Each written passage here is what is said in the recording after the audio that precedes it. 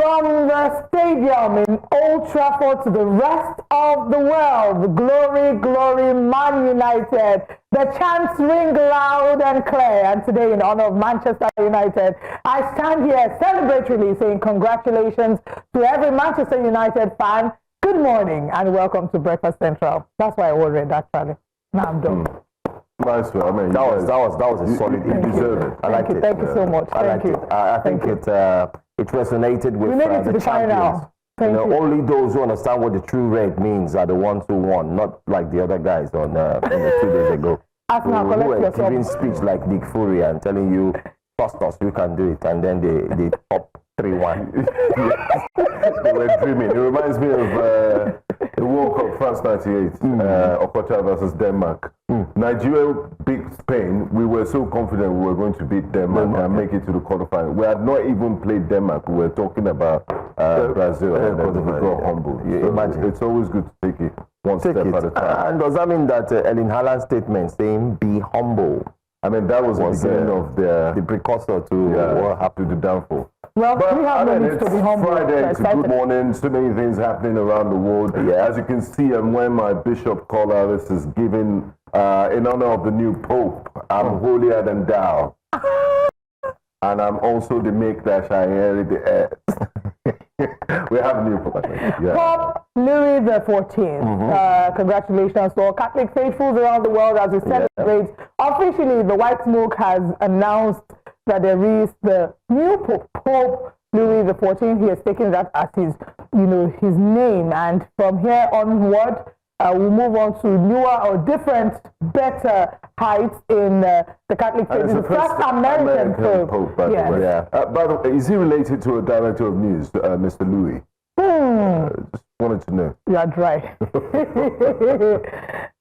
Leo the 14th. Yeah, but don't forget, he's just Louis the 14th is 69 years emperor in France.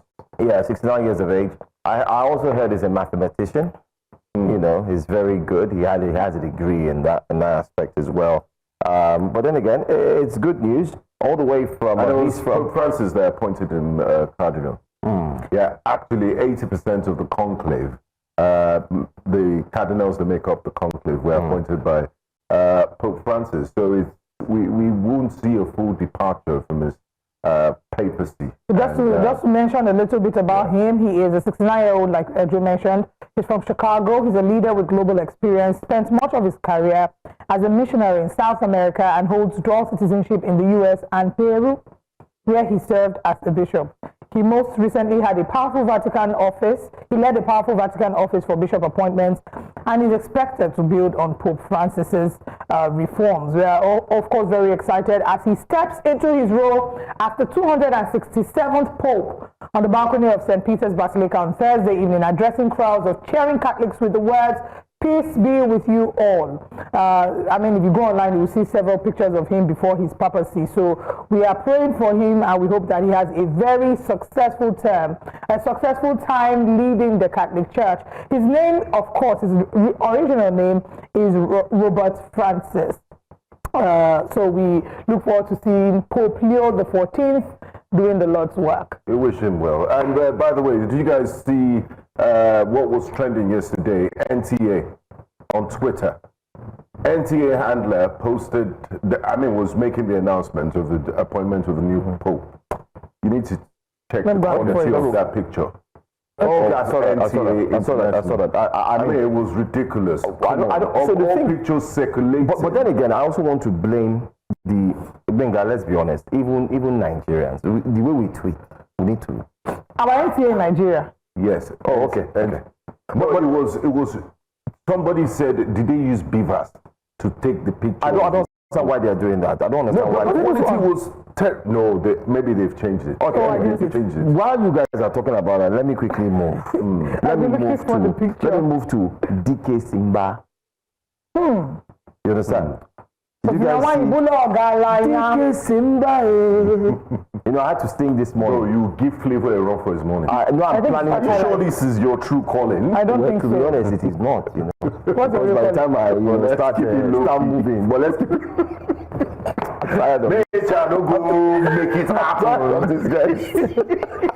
Yeah, give us Dike Si-Mba. The new Dike Si-Mba one of Nigeria. President Bola Tinubu yesterday was, was given the title.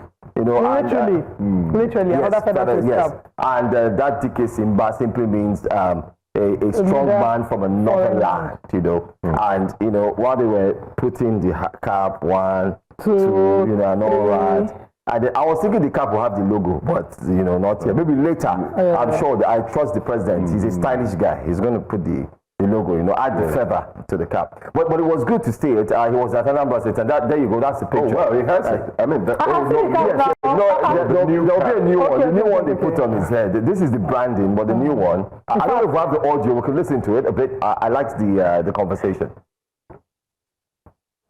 3 times. I'm going to put it around your neck. First time, second time, and the 3rd time, I will name it. And I'm going to count in Igbo. Ofu, Igwa.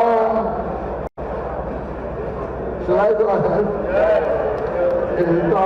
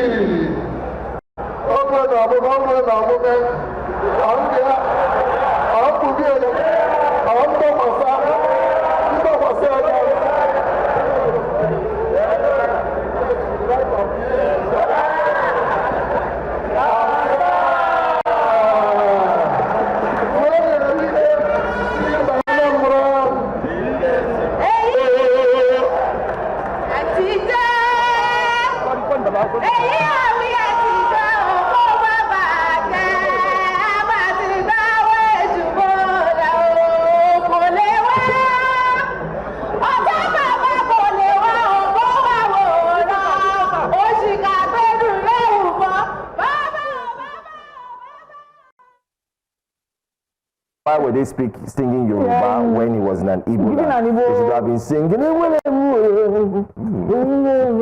it have got flavor to, give.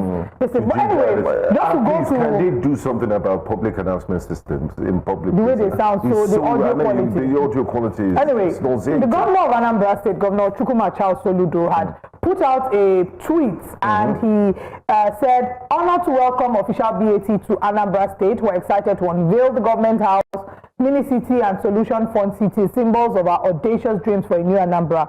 These projects showcase our commitment to transforming our state into a hub of enterprise, knowledge and leisure. Grateful for President Tinubu's presence and support.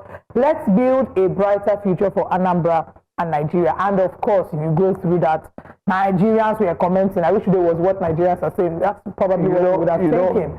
And on the face of it, people look at it like, okay, it's cute. But then, on the line, the conversations we're seeing are people starting to dig into what the underlying symbolism of this action is, especially because Peter Obi is the former governor of Anambra State. Anambra State is his stronghold. So saying that the current governor, who is from APGA, is in a way endorsing, and APGA has now outrightly endorsed President Bola Tinubu, which is what we've been seeing happening in different states. Again, whilst they are not defecting, they are endorsing. So it's either hurricane defection or hurricane endorsement that is moving around the country. It's not yet 2 years of this administration. Why are they in such a rush to endorse? What have they seen that they think he deserves a second term? That would always be my question. There's a lot they've seen. They're going to mention the fact that a lot of state governors are now receiving more money from the federal allocation. There's also going to be so much. But anyway, reactions have also come out of this one. While we congratulate the president and say, well done, don't forget that a cross-section of Nigerians from the southeast had heavily criticized the president for not visiting, the southeast. Yes. They said, oh, he has never come and so on. But what they did, they said that because there's insecurity, so on. But there was standstill yesterday. There were no vehicular movements yesterday in Anambra. Everybody was to, stay off from the roads. That was a precaution to ensure that security was put in place. The president did arrive, and he also gave a speech. I don't know if we have the audio as well. We could listen to the speech while he was commissioning. And Governor Governor Akpabio. Oh yes. In the background, I wonder what to do there. The president also said, I mean, they could go ahead and give him a land. He would love to live there. It will be his retirement home, and so on. I think this is a good move, if you ask me, and I'll tell you why I say it's a good move. I think it goes ahead to unify and quench, or let me use the word quench, all that statements of the president doesn't care about the Southeast. He has not visited. The president is not always available. This and this and that. He's done that now. I mean, and he's also going ahead to show. Was this really about visiting the Southeast, or was this just about consolidating a political future? I would say whichever way. Anambra people don't seem to agree. Yeah. I'm looking at their comments here, and the reactions to this action. They're saying what federal projects have been done in Anambra State. How important is this project that you have to bring in the president? What did Peter Obi ever do to you? Again, Peter Obi feels like that bone in people's throats. Why is Peter Obi coming up in the Because they say that it feels like the governor is trying to spite Peter Obi. He's going to do that. It's normal. I think people are making out of a molehill. The governor and the president don't belong to the same party. He's free to invite the president to inaugurate projects as he deems fit. Mr. Peter Obi doesn't own Anambra State. I mean, anybody is free to go about their business. And if you ask a cross-section of Anambrans, I saw a banner there that said, India Anambra loves President Bola Tinubu. That's it. We saw people came out in their hundreds yesterday to support the president. So if people have any growls or any reservations, they should wait to election day on 27th. They say that. Period. I mean, people are always entitled. No, people always talk anyway. So I'm not just concerned about people in general. I'm concerned about the Anambra people and how Anambra people particularly feel these people about this. They are not Anambra. They're not Anambra. We would ask the people in Anambra State, do you have any reservations about this? No, you can tweet at us. You can tweet at News Central TV. You can tweet at us individually. Gbenga, Olive, MOD, Johansson. Do you have any reservations? What are your thoughts about the fact that the president was invited to Anambra State to commission these projects as well as to be conferred a chieftaincy title? Are you excited about it, or are you not excited about it? Let's get to hear from the Anambra people. The rest of us that are not, we're not directly involved, so maybe we can hold our thoughts. But at the end of the day, what I think, what I'm saying, it's a political move. It's a strategic move for 2027. The Igbo people have been complaining about being marginalized. The Igbo have asked to have a president, an Igbo president. It is why the Asaba Accord happened, where these governors had come together to agree that they would throw their support behind a South-South governor. It's why part of the anger they have against Ifeanyi Okowa, having shown his support to Atiku, which is in a way betrayed the Asaba Accord. And I know that this is going to spark conversations about when Igbo people will come together and support one another and support each other and be like, you know what, we are deserving of having a president in this country as well. But then again, like we said, Igbo Anambra people, let us know your thoughts about it. Do you think that this is a laudable achievement? Do you again believe that this is a fast way to increase development in Anambra State because the state is now connected to the center? Everybody wants to be connected to the center. Yes, to the central level system. Even Governor Eno in Akwa Ibom State is also trying to plug in after giving his endorsement. The way we are seeing things these days, most things, you can't do things innocently. They have to be seen through a political lens. Honestly, everything now has to be viewed by a political lens. But moving away from Peter Obi and the conversation about this being a subtle sort of rivalry between Chukwuma Soludo and Peter Obi. Peter Obi's name has come up again. You will not allow that man rest. If this myth, even using him as an example. As in every time.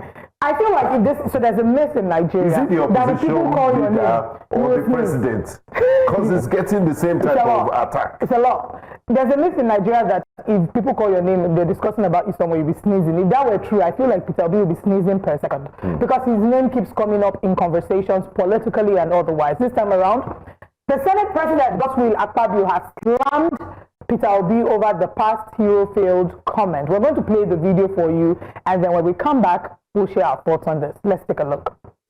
And yet, when somebody makes a statement that the labors of our heroes pass, are in vain. I beg to disagree. Let our brother Peter Obi show leadership like Edwin Clark did by resolving first the crisis in the Labour Party. For a man who wants to run Nigeria, you have one of the smallest parties in Nigeria, and you cannot even resolve the crisis in that Labour Party. Is it the crisis of Boko Haram that you will come and resolve in Nigeria? I would like us to be known for what we did when we had the opportunities.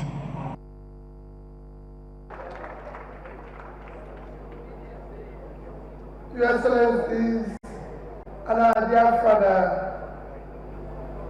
General Gowon, Your Excellency, and my dear elder brother, Jonathan, let me respectfully stand on all new and existing protocols.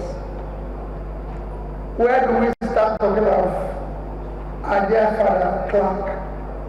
For someone like who had just been part of this 2023 election, he lived a life of courage, a life of sacrifice, a life of justice, a life that is valued, but most importantly, he's continued living that life to the end. I listened to my brother Mike when he talked about, may the labor of our heroes past not be in vain. I'm sorry, I'm happy that Jack Gowon is here, and I'm happy that Jonathan is here. But I can tell you, their sacrifice is today. They've sacrificed for nothing. We're in this country when people were protesting, when there was no need to protest.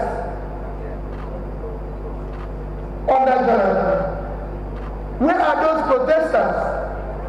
Have they died? Where are they? So why are we saying it should not be in vain? They increased fuel from 8 to 7 naira to 120, and people were protesting in this country. And when it was 900, they were not protesting. Are they there? So why are we saying it should not be in vain? People protested when naira was 180, and when it was 1,500, they not protested. Again, this comes back to the conversation about demarketing Nigeria or defamation. I would always say that the defense to defamation is truth. What is the labor of our heroes past? I'm going to give a few examples. First example will be the June 12, 1993 elections that we consider as Nigeria's freest and fairest election. Unfortunately, Moshood Abiola, his legacy, having had to fight through the elections, and all the people who were part of that story today cannot look at the quality of our elections and say that the elections we had in 2023, which is the most recent general elections, can hold a candle to the freeness and fairness that the 1993 elections had. Again, does that not reflect how the labor of our heroes past have been in vain? Are we going to just lace and cover the truth? If Nnamdi Azikiwe, Obafemi Awolowo, and all the people who are an active part of Nigeria's story and our democracy were alive today to see the quality of leadership, the way in which we're still fighting corruption, the fact that the leaders of yesterday have refused to allow the leaders of tomorrow to come into office, will they be proud of the Nigeria that we have? Okay, that's a question. I mean, so right now, I believe it's about the use of language. Because Nigeria, we aren't at a terminal point yet for you to say, okay, this is the end of the nation, let's do an evaluation, and then you conclude that the labor of our heroes past has been in vain. Nigeria is evolving. This is not the end. We're on a journey, and countries do have challenges. So we can turn the corner in the future. Nigeria can be one of the top three. Exactly, top three. Land.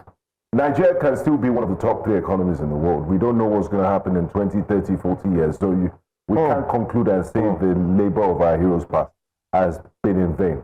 But I understand Mr. Peter Obi's point, and he's speaking from a position of, and rightly so, anger, because nobody How can your past seem to be better than your present and the immediate future? It's an aberration. So I think you look at the way, history of the United States, for example. There was a time black people couldn't use the same lavatory. They couldn't sit on the same bus with. You know, they look at the back. Muhammad Ali, he won the boxing gold medal in the Tokyo Olympics in 1960. He came back home to Louisville, Kentucky. A white man wouldn't serve him.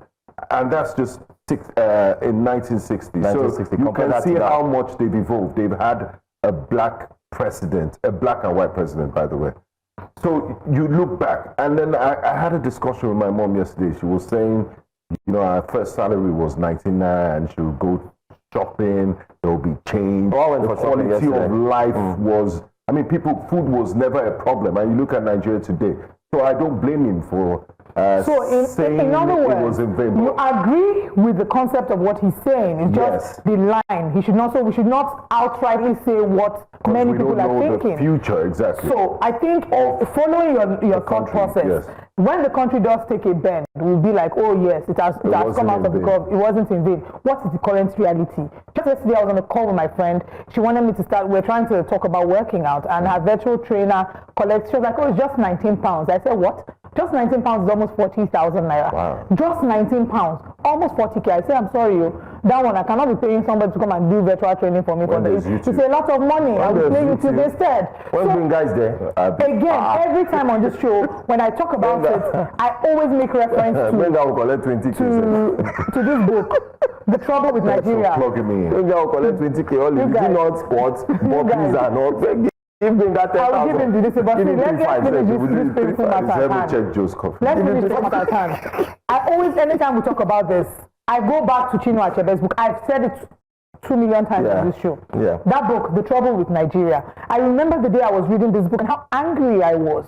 Because at the time, the things that Chinua Achebe was complaining about, he could not even fathom the depth of where we are right now. What he was long in his grave. And the irony is, even the society reflects who we are, and that's why they say people deserve their leaders.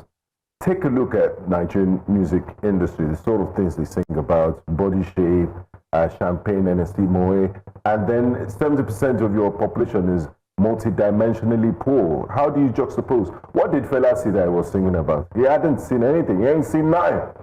If he comes back, he was a prophet. The songs that Fela and Anikulapo Kuti sang decades before today, they're still relevant today. Not because of the timelessness of the music, but because we have the same challenges, and the challenges have evolved into more complicated forms. I think there are many people. We have a segment here on the program, which is known as Which Way Nigeria. Remember the late... In the 1980s, when Sunday Okosun sang Which Way Nigeria, Which Way to Go, and that, that motivated us to come up with the Which Way Nigeria segment. Everything he mentioned there is still what we're going through. And then they say, tell Andrew not to do what? Not to check out. Andrew is happy that he checked out then. Doctors. Andrew and friends. They've gone. Universal does not exist anymore. Can you imagine? There's certain, if we look at it, I think it's the context as well that we need to look at. I always say this, if you want to judge a book by its cover, you may be wrong at the end of the day. But the context in which the 2023 presidential candidate mentioned was a context that had to do with the fact that Sir Edwin Clark, let me put it that way, Edwin Clark, I mean, he was known to always speak. Funny enough, before his death, I mean, we had an interview with him as well, and he spilled the beans. He was talking about how non-progressive the current situation is. He wasn't mincing words. He wasn't holding his mouth. He was always known to be an elder statesman who would speak out. A former information minister and so on. He understood what it was like working in the military era and coming down to our time. What would you expect? Changes, and not like what we're seeing today. So if the Senate President, I mean, with all due respect, was saying that Peter Obi should go and fix his small party rather than talk about what's going on and give respect to the late elder statesman. Yeah, I think he should also remember that the elder statesman, right before he slept, he kept talking critically about the need for the country to do better than what it was. I think those in office are very sensitive to criticism. That's it. So that's it. Apparently, that's another thing we've seen. Mr. Akpabio. That's another thing we've seen in this. There's another thing at the tip of my tongue. There's another thing we've seen in this administration. And then I saw a tweet yesterday during that video while the Senate President has said something. Someone dropped a message, and the person said, okay, he can't fix his party and he's trying to run for presidency. And the person said, excuse me, sir, but why did you run from PDP if you couldn't fix it? And I said, oh, okay. Valid. That's another one. So I think our major challenge is we like political correctness. Balance. We like political correctness. So I want to be politically correct. Sometimes we need to say things as they are. We need to be able to sometimes be very, what some will consider harsh with our truth, and not lace it with pretty words that make it sound palatable to the taste bud. In solving a problem, the first step is first of all recognizing there's a problem and being able to name what that problem is. Yes, the heroes before now will not be proud of the fact that we are where we are, because it feels like a lot of what they fought for has not materialized. And no matter how we try to sugarcoat it, the truth is it. The truth is the truth. It is what it is. We can't deny it. Whether Peter Obi says it or he doesn't say it, it will touch everybody. Anyway. I went shopping yesterday. I couldn't believe what I took in the nylon. I kept asking, is this all? It didn't correspond with what you paid. That was not what my you got. brother. I held 3 small nylon. I said, is this all? For how much? The money was like this. The nylon was tiny. I said, what is going on? Do you remember you have to pay for the nylon too. You know, that's the new thing. Yes. You have to pay for the nylon. And I went for nylon bags. I also went shopping 2 days ago. I went to buy fruits and groceries. Now I was shocked at what I saw. The till, I'm sure when they opened that establishment, that hypermarket, the till had 1 to 26 lines. There were only 5 that were serving customers, and the entire place was empty. So it's an evaluation of the economic situation. It's not to say it's on the corner. It's we need empirical evidence. It's the way that our parents will be giving us some gist of things that happened in the time, how they used to travel with, the kind of money they used to call, we couldn't have imagined. Even looking at life during Goodluck Ebele Jonathan to now, you can see the massive difference in the quality of life. Everybody dragged Goodluck Ebele Jonathan. Say what you want about How can you be looking at your past and saying, I get them before no property. And the sad part is we are not seeing the sense of urgency that look, we're in trouble, we need to fix this. That's where the worry is. And they're defending the situation. Look, you applied for a job, nobody forced you. You said you wanted to contest. You gave a manifesto. You said we can fix things. And I'm not talking about the presidency alone, it's across board, from the governors to every elective position. So if you can't do it, check out. There are local government chairmen that are doing a fantastic job. You will see the difference in some places in Lagos that, this road was terrible in the past. I mean, that's those tangibles, but on a bigger scale, and that's his primary responsibility. You see people that, I just don't want to mention names, not to give them free publicity. You see people that have done primary health care. You follow the progress in their own, and this is doing his job. If you're the president, please do your job. If you're a governor, do your job. Let everybody do their jobs. We show up every day to do this job. So why is it difficult for them to do what they have voted for? I think at the end of the day, the summary of it would be they should leave Peter Obi alone. If Peter Obi says what he wants to say and they have a counter opinion, whoever has a counter opinion, come again. There are different platforms. When you two get on the podium, say your own. You mustn't make reference to Peter Obi and back it up. Because if you say something that is true, Nigerians who can relate with it will come and be like, yes, great speech, thank you for speaking up, well done, we love your speech. If you say something that they don't agree with, they will tear it apart, they will drag you.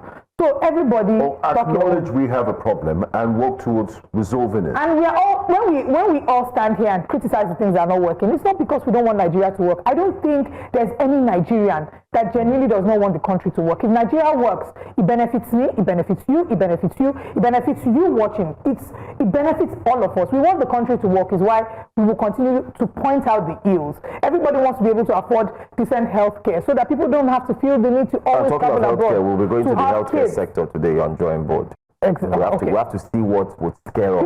People are doing whatever they can to go and have babies abroad. Why? So that they can, not just because of foreign passports, but because of the quality as well. But then again, I'm happy, whether you like it or not. It's Friday. I think we should loosen up. Let's relax. Guys, breathe, okay? Don't let Nigeria stress you. Breathe. I mean, Nigeria is a beautiful country. We just have more issues, let's be honest. We're not perfect. We're going to get there. Yeah, but let's just work hard. I mean, let's just put the point. But I'm happy because Dike Si-Mba 1, is in the building, and we're happy. So which building? Which building? It's in the building. This building? No, not this building. It's in the building of storytelling, Okay, it's in the building phase as well, building Nigeria. Yes. So we'll start to see the results soon. I see what you're doing there, but I'm just happy, It's a happy story for me. Well, congratulations to him. Congratulations to the latest chief in Anambra State. I'm going to give myself a chieftaincy title at the end of this year. You cannot, I'll give those things you actually, let's not trivialize it. It's not by I don't mean that type of chieftaincy title now. Relax now. Okay. You can't give yourself, your community will have to give you. No, I don't want the community. I want to give my own self. It's not the type of chieftaincy title you think about. Then it's not chieftaincy. Whatever. Let's share our top stories with you this morning.